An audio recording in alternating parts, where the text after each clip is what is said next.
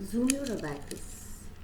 The center rod is your units rod, which represents all the single digit number, that is from 1 to 9.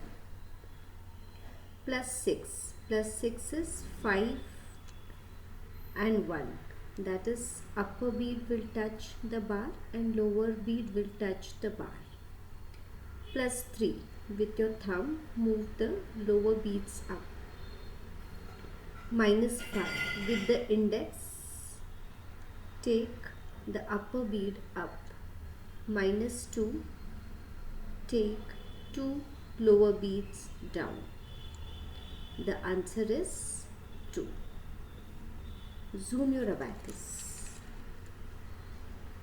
Plus 7. 5 and 2 beads represent 7.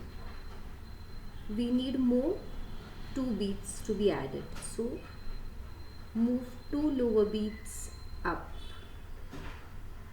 Minus 4. Move 4 lower beads down. Plus 3.